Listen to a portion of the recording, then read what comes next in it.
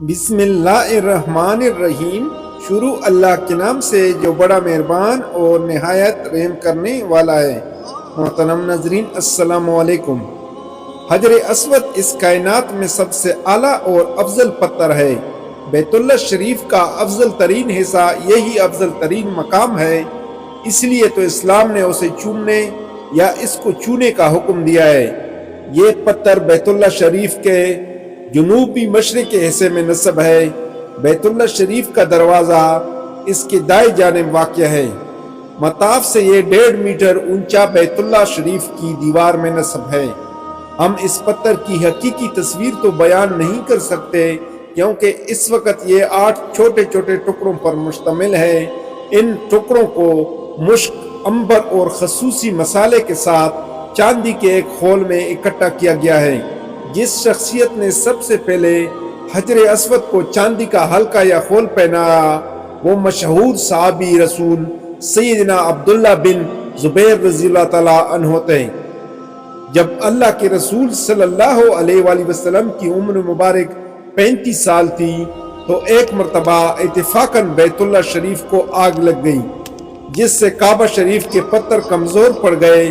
سیدنا ابراہیم علیہ السلام کے زمانے ہی سے بیت اللہ شریف کی دیواروں کی بلندی 9 ہاتھ یعنی قریباً 7.25 میٹر تھی۔ اس پر چھت بھی نہیں تھی۔ لوگ اس عظیم اور شرف والے گھر کی عظمت کا لحاظ رکھتے ہوئے اسے تحائف پیش کرتے رہتے تھے۔ بیت اللہ کے اندر کچھ خزانہ بھی رکھا ہوا تھا۔ بیت اللہ شریف کی حفاظت کا کوئی خاص اہتمام بھی نہ تھا۔ ایک روز چوروں نے بیت اللہ کے اندر رکھا ہوا خزانہ چوری کر لیا۔ کہا جاتا ہے کہ یہ غلط کام مکہ کے ایک مشہور سردار نے کیا تھا، اس لیے قریش کعبہ پر چھت بھی ڈالنا چاہتے تھے۔ بیت اللہ شریف کی تعمیر کو ایک طویل عرصہ گزر چکا تھا۔ عمارت کسی بھی وقت گر سکتی تھی۔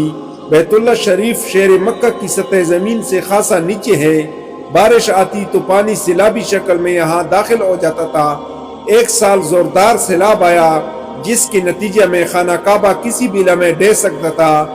اب قریش کے پاس اسے از سر نو تعمیر کرنے کے سوا کوئی چارہ کار نہیں تھا۔ جب عمارت حجر اسود کی بلندی پر پہنچی تو قریش میں جھگڑا شروع ہو گیا کہ حجر اسود کو اس کی جگہ پر کون نصب کرے گا۔ قریش کا ہر قبیلہ اور ہر سردار چاہتا تھا کہ وہی حجر اسود کو اس کی جگہ پر رکھنے کا شرف حاصل کرے۔ یہ جھگڑا 5 دنوں تک چلتا رہا۔ ہر کوئی اس فضیلت کا حقدار ہونے کا دعوے دار تھا۔ جیسے جیسے وقت گزرتا جا رہا تھا جھگڑے کی شدت میں اضافہ ہوتا چلا جا رہا تھا۔ اس بات کا خدشہ پیدا ہو گیا کہ کہیں حرم کے اندر تلواریں نہ چل جائیں اور آپس میں قتل و غارت ہی نہ شروع ہو جائے۔ ابو امیہ مخزومی قریش کا ایک بوڑھا سردار تھا۔ اس نے لڑنے جھگڑنے والوں کو خاموش کرواتے ہوئے کہا، بھائیو آپس میں جھگڑتے کیوں ہوں؟ ایسا کرتے ہیں کہ ابھی حرم کے دروازے سے جو سب سے پہلا شخص اندر داخل ہوگا اسی کو ہم اپنا فیصلہ مان لیتے ہیں۔ جتنے لڑنے والے تھے سب کہنے لگے، ابو امیہ ہمیں آپ کی تجویز سے اتفاق ہے۔ قریش بیت اللہ کے دروازے کی طرف دیکھ رہے ہیں کہ کون سب سے پہلے حرم میں داخل ہوتا ہے۔ اب دیکھیے اللہ کی قدرت اور اس کی مرضی کہ سب سے پہلے صادق اور امین محمد صلی اللہ علیہ وآلہ وسلم حرم شریف میں داخل ہوتے ہیں۔ جیسے ہی لوگوں کی نظر آپ صلی اللہ علیہ وآلہ وسلم پر پڑی تو سب خوشی سے سرشار ہو گئے، کہنے لگے، ارے یہ تو امین آ گئے ہیں، یہ تو محمد صلی اللہ علیہ وآلہ وسلم ہیں۔ ہم ان کے فیصلے پر دل و جان سے راضی ہیں۔ اللہ کے رسول صلی اللہ علیہ وآلہ وسلم جب ان کے قریب پہنچے تو قریش نے آپ صلی اللہ علیہ وآلہ وسلم سے درخواست کی کہ آپ صلی اللہ علیہ وآلہ وسلم ان کے درمیان حجر اسود کے حوالے سے جھگڑنے کا فیصلہ کر دیں۔ آپ صلی اللہ علیہ وآلہ وسلم نے ارشاد فرمایا، ایک بڑی سی چادر لائی جائے، حکم کی فوراً تعمیل ہوتی ہے۔ آپ صلی اللہ علیہ وآلہ وسلم نے چادر کو زمین پر بچھایا، اپنے مبارک ہاتھوں سے حجر اسود کو چادر کے درمیان میں رکھا۔ اب آپ صلی اللہ علیہ وآلہ وسلم نے آپس میں جھگڑنے والے تمام قبائل کے سرداروں کو بلایا اور ان سے فرمایا، آپ سب لوگ اس چادر کو کناروں سے پکڑ کر اوپر اٹھائیں۔ تمام سرداروں نے چادر کو اٹھایا۔ آپ صلی اللہ علیہ وآلہ وسلم نے فرمایا، اب اسے اسی طرح بیت اللہ کے دروازے کے پاس لے چلو۔ تمام سردار حجر اسود کو اٹھائے ہوئے اس کے مخصوص مقام پر لے جاتے ہیں۔ اللہ کے رسول صلی اللہ علیہ وآلہ وسلم آگے بڑھتے ہیں اور اپنے مبارک ہاتھوں سے حجر اسود کو اٹھا کر اس کی مقررہ جگہ پر رکھ دیتے ہیں۔ اللہ کے رسول صلی اللہ علیہ وآلہ وسلم کا یہ فیصلہ بڑا ہی عمدہ تھا۔ بڑے بڑے سردار، عقل مند اور زیرک لوگ اس فیصلہ پر عشق کر اٹھے۔ اللہ کے رسول صلی اللہ علیہ وآلہ وسلم کے دور سے لے کر سیدنا عبداللہ بن زبیر رضی اللہ تعالیٰ عنہ کے دور خلافت تک حجر اسود کو نہ تو کوئی نقصان پہنچا، نہ ہی اسے چوری کرنے کی کوشش کی گئی۔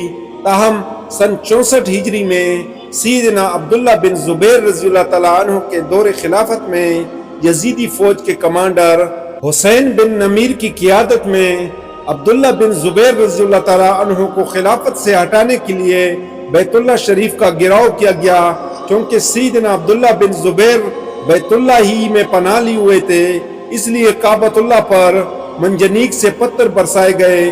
اس کے نتیجے میں کعبہ شریف کے غلاف کو آگ لگ گئی، جس سے حجر اسود کو بھی نقصان پہنچا۔ سن 73 ہجری میں ایک بار پھر غلاف کعبہ کو ایک حاجی کی غلطی کے باعث آگ لگ گئی۔ غالباً وہ غلاف کعبہ کو خوشبودار دھونی دے رہا تھا، اس سے بھی حجر اسود کو جزوی طور پر نقصان پہنچا۔ اس نقصان کے ازالہ کے لیے مشہور عباسی خلیفہ ہارون الرشید نے حجر اسود پر چاندی کا خول چڑھا دیا اور حجر اسود کے ٹکڑوں کے درمیانی خلا کو الماس سے بھر دیا۔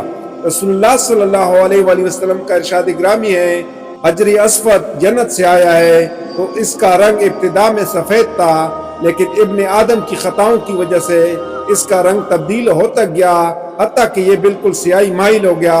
یہ اللہ کی قدرت ہے کہ ابن آدم کے گناہوں کی سیاہی ہر شخص کو نظر آ رہی ہے۔ یہاں یہ بات اچھی طرح سمجھ لیجئے کہ حجر اسود کا بڑا مقام ہے، بڑی فضیلت ہے، لیکن مسلمان کسی بھی حال میں اس کی عبادت نہیں کرتے، بلکہ اس پتھر کی تعظیم اللہ کے حکم کی بنا پر اور محمد رسول اللہ صلی اللہ علیہ وآلہ وسلم کی سنت پر عمل کے لیے کرتے ہیں۔ حدیث پاک میں آتا ہے کہ یہ مسئلہ لوگوں کو سمجھانے کے لیے سیدنا عمر فاروق اعظم رضی اللہ تعالیٰ عنہ نے ایک مرتبہ حجر اسود کا بوسہ لیا اور پھر اسے مخاطب کر کے فرمایا، یقیناً میں یہ بات اچھی طرح جانتا ہوں کہ تو محض ایک پتھر ہے جو کسی کو نقصان یا فائدہ پہنچانے کی سکت نہیں رکھتا۔ اگر میں نے اللہ کے رسول صلی اللہ علیہ وآلہ وسلم کو تجھے بوسہ دیتے ہوئے نہ دیکھا ہوتا تو تجھے میں کبھی بوسہ نہ دیتا۔ طواف کے دوران حجر اسود کو بوسہ دینا سنت ہے، تاہم اگر رش زیادہ ہو تو اسے ہاتھ لگا کر ہاتھ کو چوما جا سکتا ہے۔ اگر اس کی بھی گنجائش نہ ہو تو بسم اللہ، اللہ اکبر کہتے ہوئے دور سے ہاتھ کا اشارہ کر دینا کافی ہے، مگر اس صورت میں ہاتھ کا بوسہ نہیں لیا جائے گا۔ اللہ کے رسول صلی اللہ علیہ وآلہ وسلم نے حجۃ الوداع کے موقع پر بیت اللہ شریف کا طواف کیا۔ آپ کی طبیعت ٹھیک نہیں تھی، اس لیے آپ نے اونٹنی پر سوار ہو کر طواف کیا۔